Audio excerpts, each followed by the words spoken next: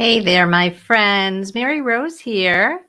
It's very good to be with you on this Wednesday, and I can see already that we've got some folks waiting.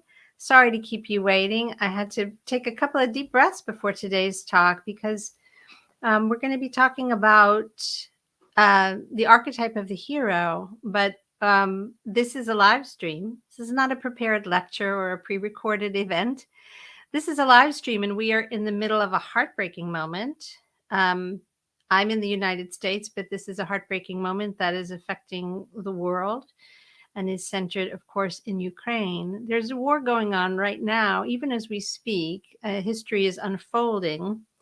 And so I'm here not as a pundit, but as a storyteller and as a mentor to those of you who also recognize the significant work of being a storyteller. And we're going to talk about the archetype of the hero, but I do want to frame this in what's going on in the world right now. And so give me a minute to do that. And then we're going to talk about story structure, as we often do here on this channel. And if you're new to this live stream, I'm Mary Rose Wood. I'm an author and I'm the founder of Path of the Storyteller. And I do go live most Wednesdays at 1 p.m. Pacific time to talk about writing craft and story structure and the mindset of the working writer. And I'm always so grateful for your participation. Those of you who attend live, I'm going to open up the comment box right now just to make sure I don't miss anything you've got to say. This is a conversation. It is live, and I really appreciate it when people share what they're feeling, what they're thinking. And of course, if you have questions that I can weave into the discussion, that's always really valuable to me. So here we are. The first thing that I want to say, it's not a disclaimer in any way, because this to me is actually quite an important topic of inquiry. But when we talk about the history that's unfolding right now, the current events that are happening, even as I'm sitting here talking, things are changing, right? The endless scroll of developments is continuing. I'm going to draw some connections between what's going on in real life and how we think about some of the archetypal energies of storytelling. But I just want to start out by saying that people are not abstractions, right? Real people are not abstractions. And when we draw these kinds of conclusions, when we think about real life and narrative and make an attempt to illuminate the connections that we see, this is in no way meant to turn real life into an abstraction, to turn actual suffering people into abstractions, or to turn war into an abstraction. None of this is an abstraction. It's all too real. It's painfully real. And so we're not trying to minimize it. We're not trying to shield ourselves from the horror of what is actually real, to shield ourselves from the horror of what's happening.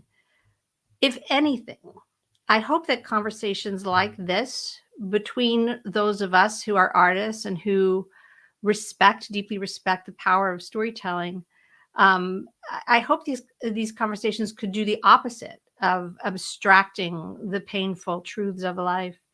What I want to look at today is the way narrative actually is part of real life. The urge to create narrative is, in a sense, how we make sense of real life. And I think this is something that we can see very much in evidence right now when there's so much going on. One of the things that leaps out at us, if we have been trained to pay attention to this, and all of you who are watching this are writers and storytellers, and so you are acutely aware of this. The first instinct of people in the face of an onslaught of overwhelming information, emotionally fraught information, confusing and conflicting information, is to try to make it into a story. It's how we try to make sense of things. It's how we try to lend meaning to things that seem almost incomprehensible, right? We make up stories. to make sense of reality, to lend things meaning, and as a way too, I think, of grappling with complex moral questions. We see events and we want to connect the dots. We want to believe that there's cause and effect, that there's a rational way of engaging with life. And when life seems irrational, when things seem so horrific as to be beyond comprehension, it's a very natural human impulse to want to tame that feeling, right? By creating a narrative that has a semblance of linearity, that has a sense of cohesion and meaning. So we invent characters out of real life. We see events and we turn them into stories. And the stories and the characters that we invent as humans use the same energy and forms and archetypal templates as we use when we write stories, when we create fiction. So that's just, a bit of a frame for this. But to talk about these two things, the actual suffering that's going on right now, and the ways in which narratives are springing from it, and the ways that we can think about narrative in our own work, are in no way there's no intention here to diminish or to invite anyone to back away from the horror of it. We're not trying to turn anything into an abstraction. Let me just wrap up this chain of thought by saying, as is really evident right now, in real life, great leaders are great communicators.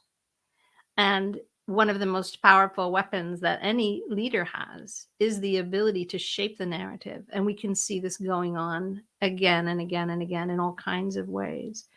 I will leave that for you to ponder, because I know you're all thoughtfully looking at the world as well, with open hearts and compassionate spirits and lots of critical thinking. But let's wrap up this little introductory section by quoting my buddy Shakespeare.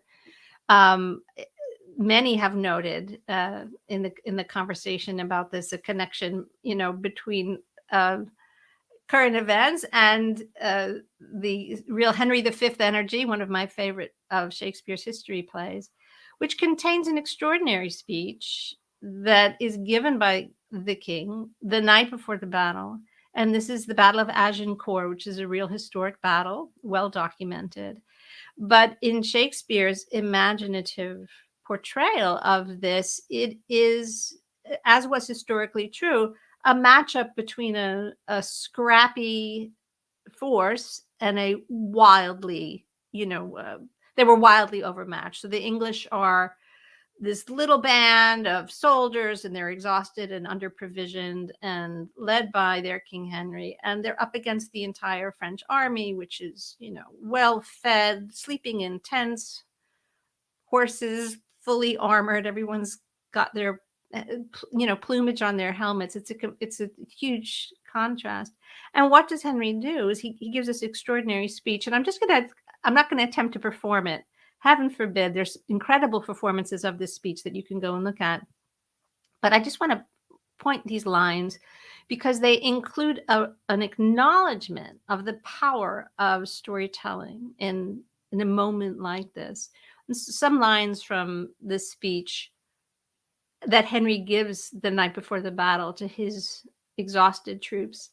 Old men forget, yet all shall be forgot. But he'll remember, he's talking about those who might survive this battle. He'll remember with advantages what feats he did that day. Then shall our names, familiar in his mouth as household words, Harry the King, Bedford and Exeter, Warwick and Talbot, Salisbury and Gloucester, be in their flowing cups freshly remembered. This story shall the good man teach his son. And Crispin Crispian shall ne'er go by from this day to the ending of the world, but we in it shall be remembered. We few, we happy few, we band of brothers. There's so much in that speech that has become iconic. The phrase "band of brothers" being, one of them. But this story shall the good man teach his son. Shakespeare puts these words in the mouth of the king. And so this is an example of a king using the artful use of narrative that is about narrative. The fictional king, based on a real king, obviously, is telling his troops the story that will be told about this day is is what we're is what we can bank on. That's what we can fight for that. We're going to get smashed. We're wildly overmatched. But the story that will be told about this day will inspire generations from this day to the ending of the world. It's an incredible speech. So I'm saying all this because you are all storytellers. You understand the power of narrative, the power of communication.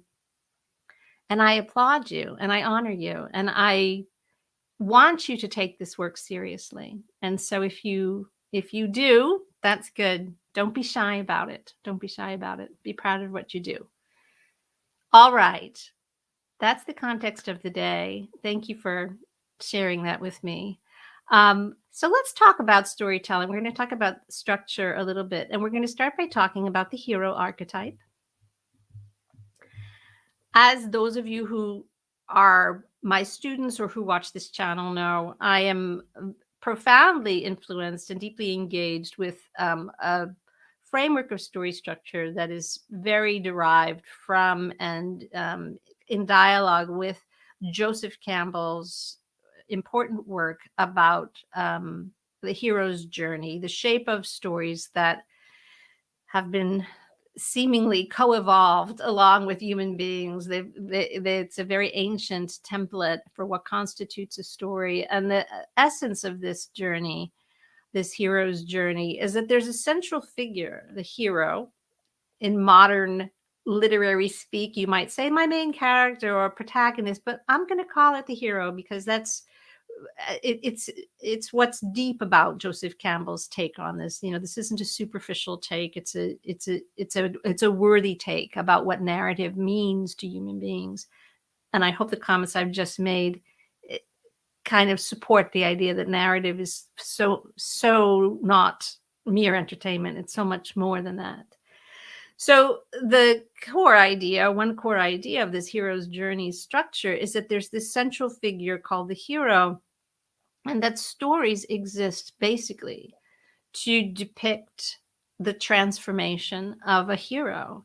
That a story is, in a sense, a mechanism of change, of transformation. What we see in classic storytelling is the kind of coming of age of a hero, the transformation of a hero from potentiality to a fully actualized hero. How does this happen? How does anybody go through this kind of change? Character is revealed under pressure. And Joseph Campbell says that the transformation in the hero is wrought by trials and revelations. And when we say trials, we're not talking about legal thrillers here. We're talking about true trials, being put in extraordinary circumstances, having to rise to the occasion, having experiences. And again, this is a Joseph Campbell quote, outside the realm of the everyday. And I want to invite you to think for a minute about what it means to say that character is revealed under pressure, right?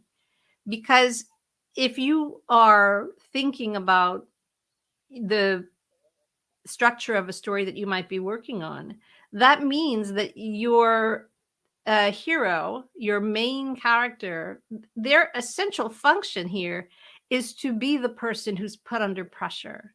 And it's your job as a storyteller to put them under pressure. And if you want to have an extraordinary transformation, if you want to have an extraordinary hero rise from the ashes, in a sense, of all of this trial and revelation, you have to put extraordinary pressure on your hero.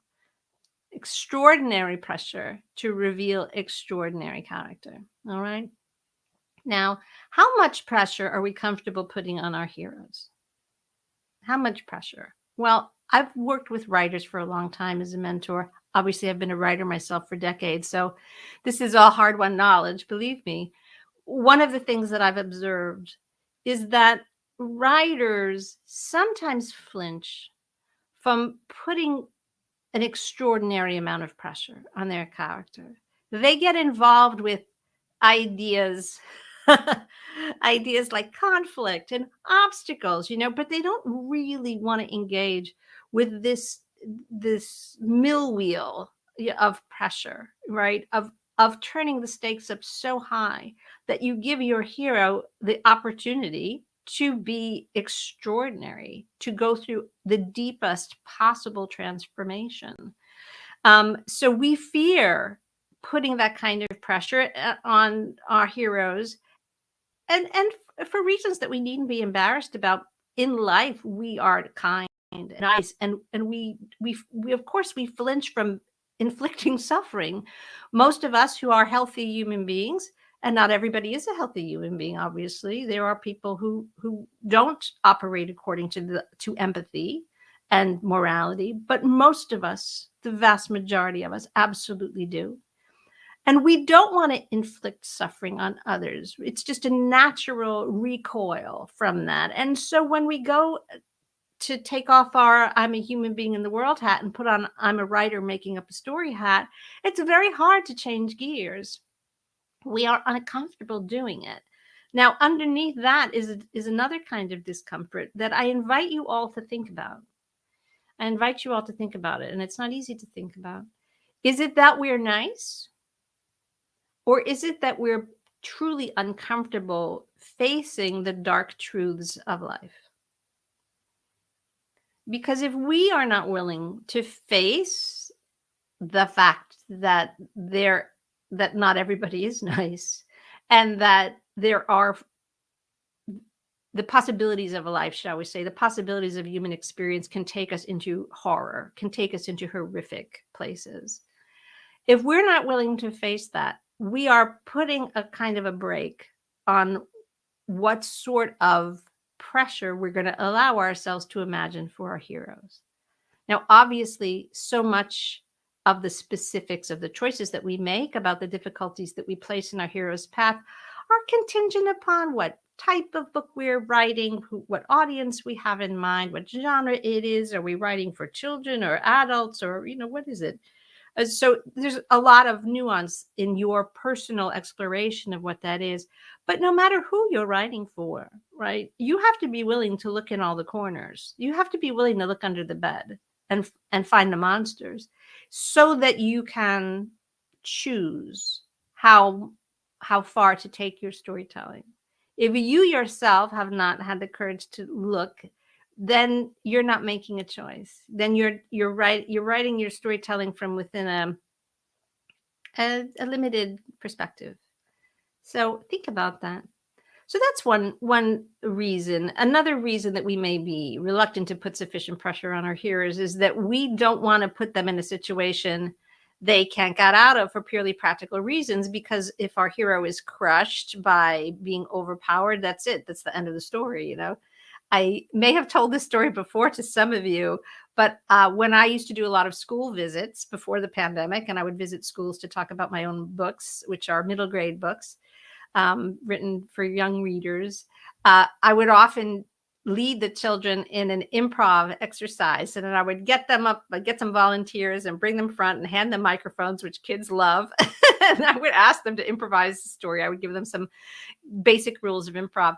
And there was overwhelmingly an impulse among many of kids of a certain age to get like 2 or 3 lines into the story and just said, and then a meteor smashed the earth, the end. Like they just loved the power of ending the story, of having something catastrophic happen. And the truth is, it always got a big laugh, but it interrupted the exercise, and we didn't really get to do much improv because the kids were always, ending the world to get a laugh. And so I used to have to say, like, that's a rule. Like you can't end the story until we've had a chance for everyone to contribute a few times.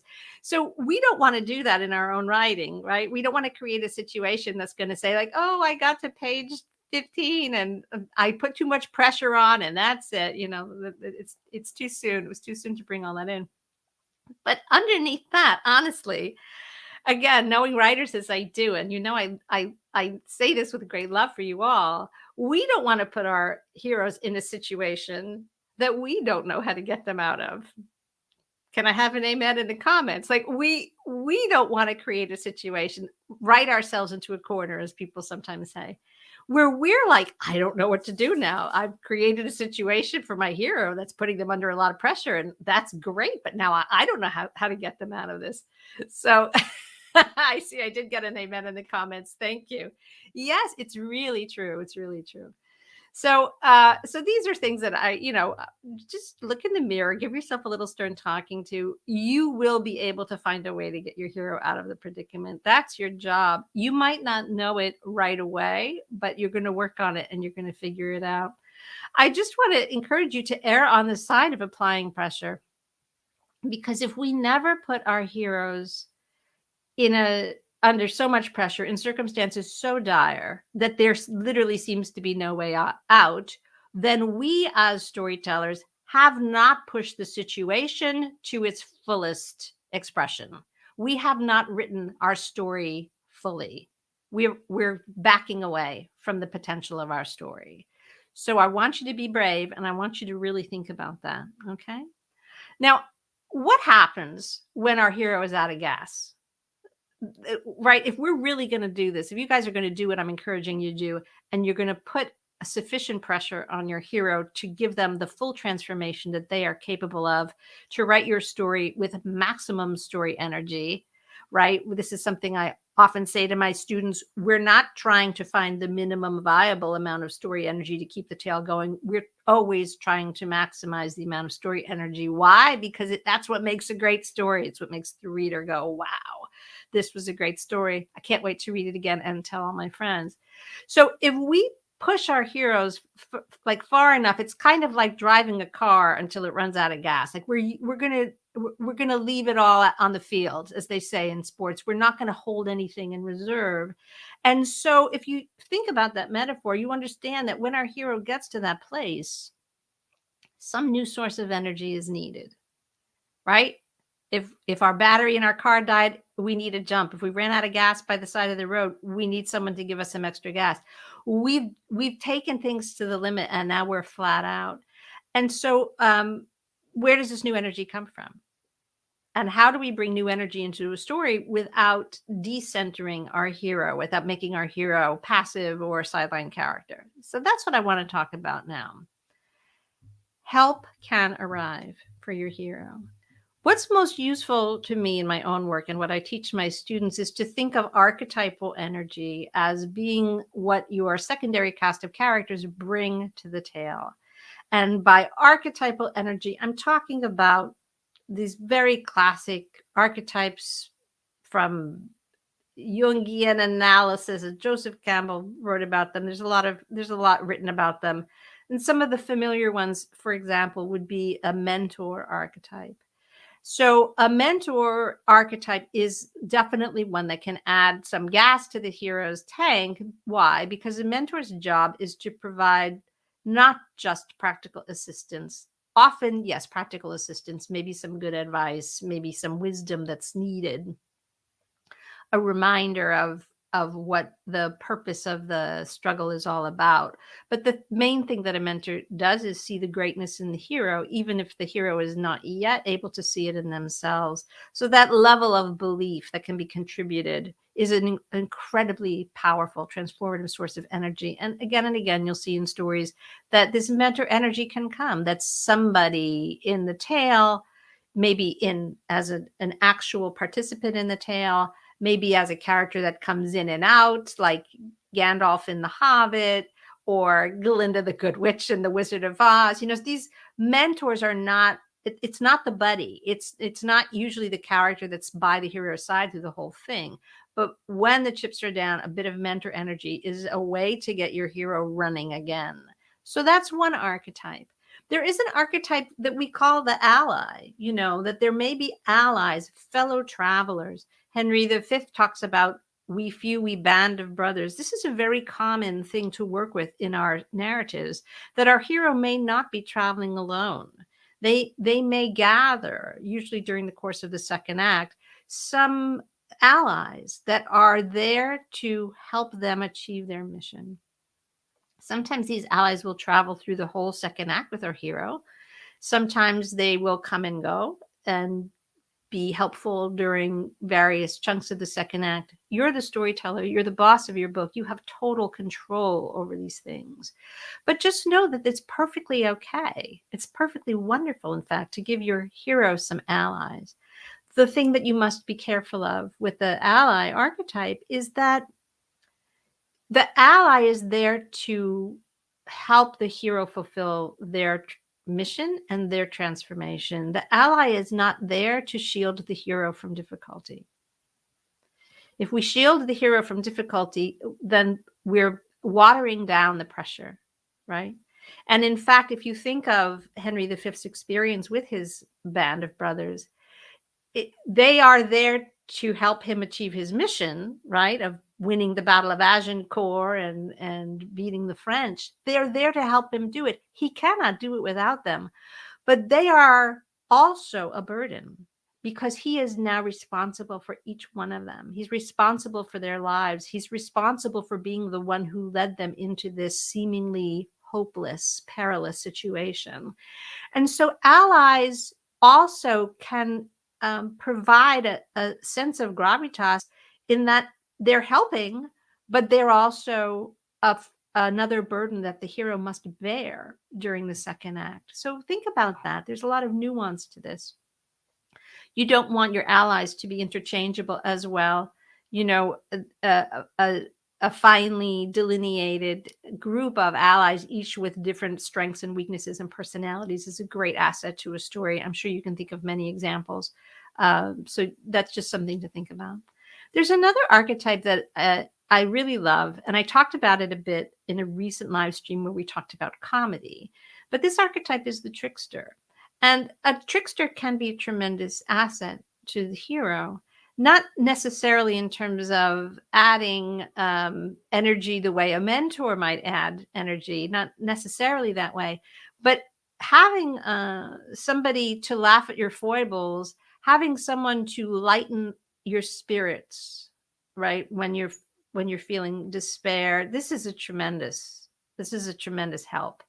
And anybody who's ever been through a dark time in your life, you know, if you had a friend that could just make you laugh in the middle of a dark time, that person is really helping.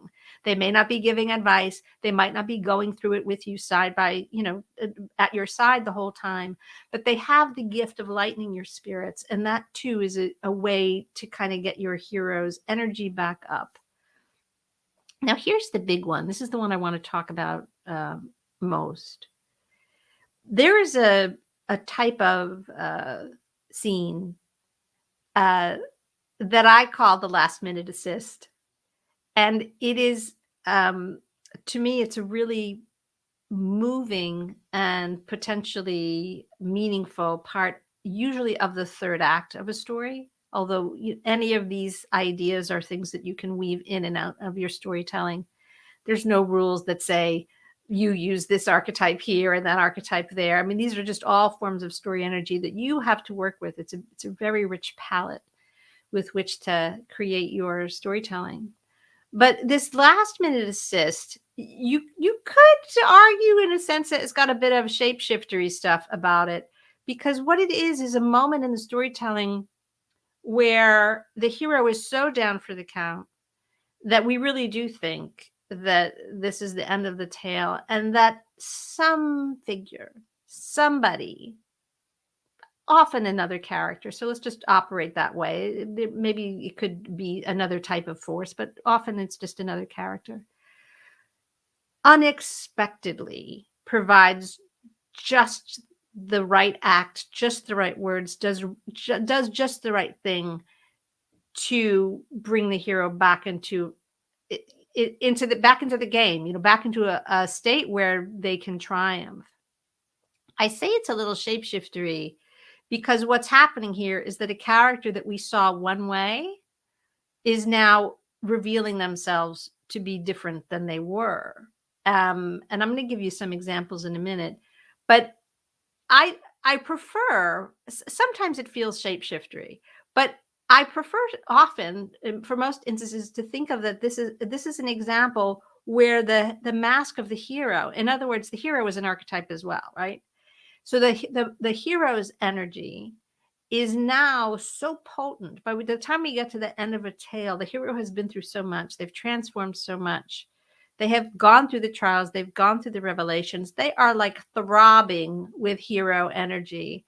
And in this particular moment, it may not seem that there's any chance of them prevailing, but because they are running on such a high elevation, right? That their vibration has gone through the roof, that this becomes contagious. That the very potency of their own heroic energy is now becomes available to the people around them to, in a sense, feed off of. The hero gets to the point where the most heroic thing that they have to offer in the world of the story is the capacity to stand there and let everybody around them become a hero as well.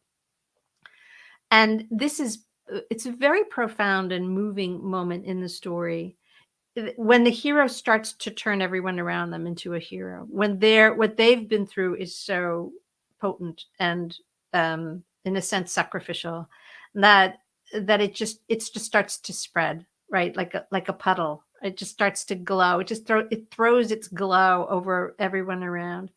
So let me give you a couple of examples that I think are fun. One of my favorite films, of course, Casablanca. And those of you who are old enough to know Casablanca like the back of your hand, you know what I'm about to say. Those of you who may not know Casablanca, I just cannot recommend it highly enough. But without recapping a plot that most of you probably know, is that that the battle between good and evil in this particular narrative has to do with the American character Rick and in Nazi occupied Casablanca, and there's a struggle between him and his former lover and this who is now married to a guy who's a leader of the resistance. And there's this captain who is a kind of exquisite example of a shapeshifter and trickster. He's such one of these iconic characters, Captain Renault in Casablanca. And we see him all through the film, and he's often kind of needling Rick and warning Rick and threatening Rick. We're not really sure if he's on Rick's side, and he himself says that he's just self-serving. He's just a self-serving guy. He blows with the prevailing wind, right? He's that kind of guy. And of course, the final scene in Casablanca, I hope I'm not spoiling this for anyone who hasn't seen it, but there's this extraordinary moment where Captain Renault, who all this time we think is basically on the side of the Nazis, does an incredible pivot, and in one line of dialogue reveals himself to be the one who saves Rick's life, lies to the Nazis, and makes the whole ending of the film possible. So I'm not going to spoil it. Go watch it if you don't know it. If you do know it, you can recite all the lines, so I don't need to explain it. But this is a great example of this unexpected last-minute assist. This is a character who has been morally shady. He's been in the gray area morally throughout the entire film. But because of the bravery that he sees around him, he has a change of heart in the very last moments of the tale that enable our hero, who is at that moment where it's like there's literally no way he can get out of this. This change of heart is what enables him to escape. So that's a great example. I love to talk about The Hobbit because the story structure is so pure and effective. And the mission of Bilbo in The Hobbit is laid out that he has to confront this dragon who is sitting on a hoard of misbegotten gold that doesn't belong to the dragon. Let's put it that way. And because he's so brave and does all the things that he's supposed to do, he gets in there and he steals gold from the dragon. But it's not really realistic, right? To say, well, I'm going to write a story in which I'm going to create a hobbit, this sort of little guy, and this gigantic dragon, and he's going to have to vanquish the dragon. Like that, he's so overmatched. How is it going to happen? Well, Tolkien has this gorgeous series of events where, because of Bilbo's bravery, a piece of information is revealed about the vulnerability of the dragon. Who hears this piece of information? It has to do with the one spot on the dragon's armor that an arrow could pierce.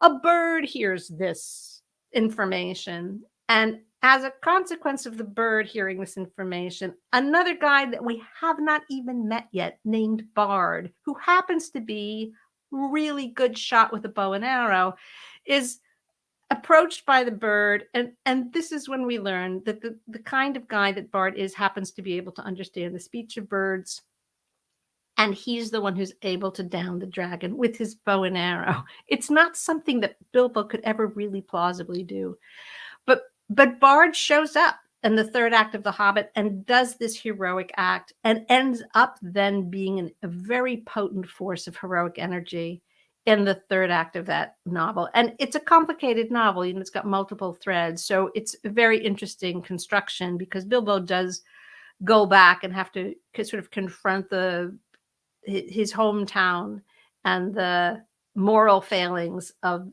that still are there. But Bard goes on to be the leader of the town that's been decimated by the dragon, and he's a good leader. And so he becomes, which is something that we wouldn't want to see Bilbo become. That's not part of the way that story is constructed. Bilbo doesn't become the king at the end, right? He does not achieve that kind of coming of age of a hero, but the heroic energy that he releases into the story finds its proper place and is expressed through the character of Bard. I hope that makes sense to you. Two more quick examples that my students are familiar with. There's a short story by Rudyard Kipling called Rikki Tikki Tavi, in which the hero of the tale, as Kipling tells it, is doing battle with cobras. And toward the end of the story, there is a moment where it seems like Rikki can't be in two places at once. He's got to go. He's discovered that the cobra that he's trying to get rid of, he's trying to kill, has actually already laid eggs, and so he's got a much bigger problem than he realized, because he can kill the cobra, but if the eggs hatch, he's in real trouble. And so the kind of most unexpected assist comes from a bird that we've met before, but she's actually like the wife of another bird that we've met. This is obviously a story that has animal and human figures in it, and the wife of the tailor bird, Mrs. Tailor Bird, she just steps up. She's been watching Rikki face down snakes and be brave for the whole story. She herself had a moment very early on in the story, and it's not a long story, but there's a lot of character development, a lot of storytelling in it, where one of the snakes actually took some of her eggs, stole eggs out of her nest. And she's not really present in the story, but when push comes to shove, who says, Rikki, go get those eggs, I got this, and creates an elaborate performance of having a broken wing so that she can distract and draw off this deadly, enormous cobra long enough for Rikki to go do what Rikki's got to do. That's the kind of thing that I'm talking about. This goes beyond mere allyship. This goes to a place where a character that we never expected to step in literally like puts on the mask of the hero and says, I'm going to do all the things. I'm going to face the force of evil. I'm going to make myself vulnerable. I'm going to be willing to sacrifice myself for the larger situation here. And I'm going to do it in such a way that creates an opening for the central hero of the tale to do the thing that up until a second ago seemed like it was impossible. The last example that I'll use is for the here. Who's the least heroic character in the beginning of the Harry Potter series in the early parts, right? Neville Longbottom. He's sort of carefully set up as being fearful and awkward, and the last person you would think was going to do something heroic. But the end of the tale of the first book in that series ends, of course, with a totally unexpected award of house points to the bravery of Neville Longbottom, and that is the cause of a final celebration, right? And that's where we have that fun energy. It's not a moment where it's getting Harry out of a dire predicament. It's more like an added gesture of story energy in the conclusion. in the wrapping up, the denouement, if you will, where we see that everyone's gotten a chance to be a hero, right? Everyone who has been elevated, the most unexpected characters have had the chance to do it.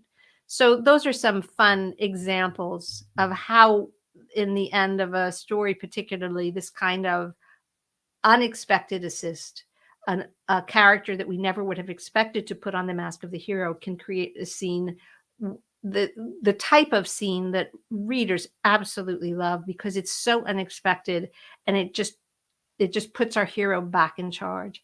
I just want to address that for a minute before I get to my conclusion today.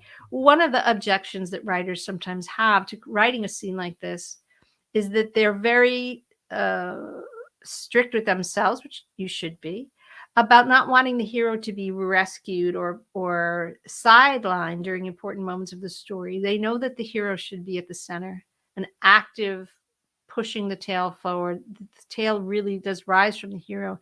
And so they're very reluctant to say, well, but what if this other character does it at this moment? Doesn't that diminish the hero? And what I want you to consider is the difference between, say, a mentor figure swooping in at the last minute and saying, never mind, I'm going to do it. You don't have to do it. This is too much for you. I know you've done a good job so far, but at the very last minute, I'm going to do it. That's very disappointing to the reader. That's not a good way to wrap up a story. What I'm talking about is the fact that the hero themselves have created a circumstance where they have elevated the heroic potentiality of the people around them. And that does not diminish the hero. That is, in a sense, the very definition of the classical hero, because they end their journey of transformation not just having transformed themselves, but having put the world right around them. That is the definition of a hero. Their sacrifice is not for personal improvement. They may have an improved circumstance at the end of a tale personally, but ultimately in the third act, we realize that that is not the point. Even if they didn't intend, what they have been through, what they've turned into, what they're now capable of, has been inspiring everybody around them. And now a kind of a new core of heroes is born. And it's a deeply satisfying experience for the reader to see that that's true. Thank you for the great comments. I agree with them all. Nobody's asking a question, so I'm not going to bring them up, but I appreciate your participation. And I definitely agree with what's being said here, which is a lot of comparison of the president of Ukraine to many of these concepts about the classical hero. It is certainly the case. So, and speaking of President Zelensky, who has in fact used his extraordinary leadership and gifts of communication to make heroes out of so many and inspire the world to moral clarity, let's pivot back to real life for a minute. There's a term that you may know if you are interested in history, or it's been bandied about, certainly in the media coverage of the current war in Ukraine. And the term is the fog of war. And it's an old term, ever relevant, and its meaning still is something to ponder. It actually dates back to a 19th century Prussian military analyst named Clausewitz, who wrote, here I have the quote for you: "War is the realm of uncertainty. 3/4 of the factors on which action in war is based are wrapped in a fog of greater or lesser uncertainty. A sensitive and discriminating judgment is called for, a skilled intelligence to scent out the truth." So in its narrow and traditional sense, this concept of the fog of war sort of refers to what's going on in battle. It refers to what's actually going on in the conflict, that in the midst of things, nobody has perfect knowledge of what's going on. And as much as we wish that weren't true, it's it's just one of the many horrific truths of war is that it's waged in a, as he says, 3/4 of it is fog. Even the people in the midst of what's happening don't have a perfect, they have a very far from perfect understanding of what's happening. I think nowadays this phrase, the fog of war, is used a bit more broadly because we live in a media saturated age, a communication saturated age. So we all get to see what's going on from this distance. If we're, if that's the position that we have in the world right now, we're not there. We're at a distance, but we still know about it. But it's important to remember that what we know as well is part of the fog, that so much of what is happening um, is unknowable and unverifiable, and that the work of making sense of out of all of this, the causes, the effects, what's really going down, is going to be the work of historians.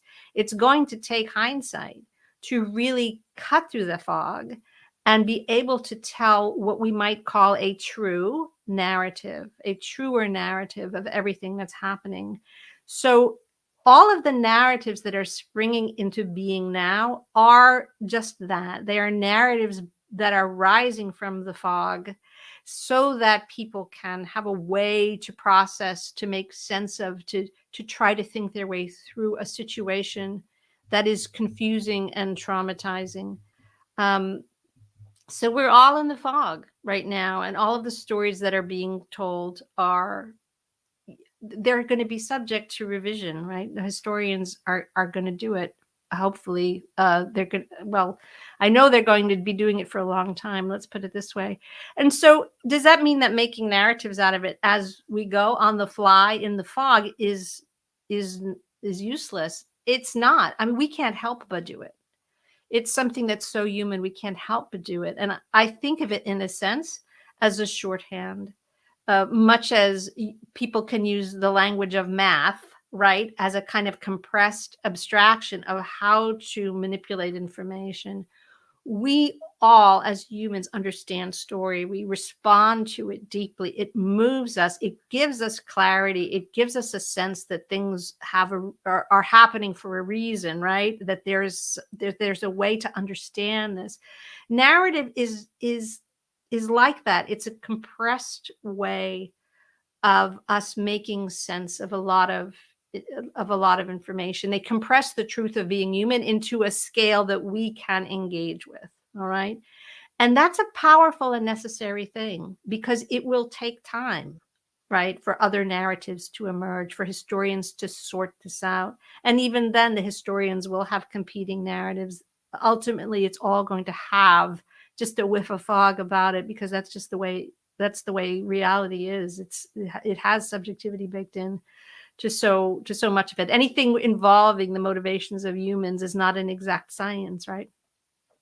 So I want you to remember that storytelling is a very, very powerful thing.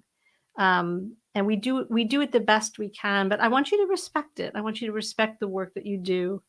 And I want you to go ahead and use it to inspire because it has tremendous power, but there's also a responsibility not to use it to deceive. And we want absolutely as storytellers to deepen the understanding of the truth of what it means to be human. We don't ever want to use storytelling to be reductive about the truth of what it means to be human. This has been a really wonderful time spent with you. I really appreciate, I see a tremendous amount of engagement in the comments. I appreciate all of you who are here and engaged. And I hope that this talk has been of interest and of benefit. And we will continue to meet on Wednesdays at 1 p.m. Pacific and have talks about the work of storytelling, about narrative. And I hope you'll join me, as I know you already are, in holding the possibility of peace in your heart. That is a story that we can hopefully find a way to tell and tell and tell again until it too seeps into the real world in a way that we can only pray will endure. Thank you all for being here today. I'll see you next time.